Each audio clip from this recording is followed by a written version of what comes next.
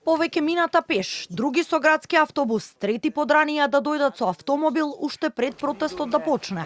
Пратениците кои како знае и уме од различни влезови стигнаа навреме на собраниската седница пред пладнево, а блокадите од ССМ не ја попречија работата на собранието.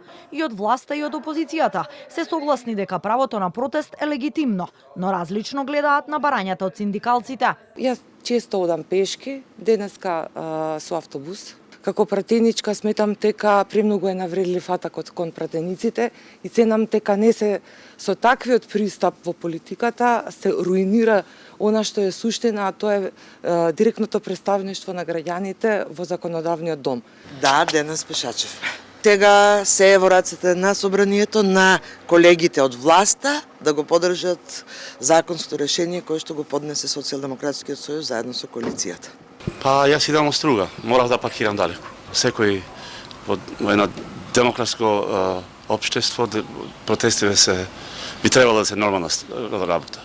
Премиерот Мицкоски смета дека денешните протести и синдикалното блокирање на собранието имаат политичка заднина. Според него владата ги исполнила своите обврски како најголем работодавач, со тоа што постигнала договор со синдикатот на УПОС и со синдикатот на администрацијата. Ние кажавме дека ќе го поддржиме секое решение што ќе го постигнат работодавачите и синдикатите, но политички инструирани самоводачи нема да поддржиме, кажа премиерот. Тоа ќе продолжи, затоа што ова има политичка позадина. Еден од денешните протестанти со мене држеше пресконференција видно во екзалтична состојба задоволен од тоа што го постигнал. Денеска го гледате блокира.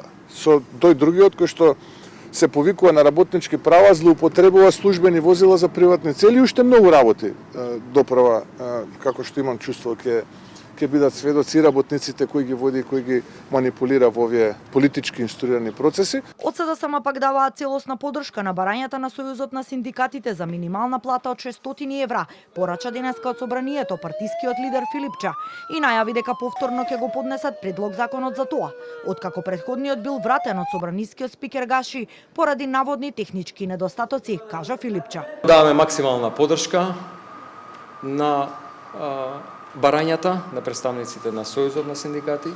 Сметаме дека минимална плата од 600 евра е нешто што работниците заслужуваат и им е неопходно, потребно за достоинствен живот.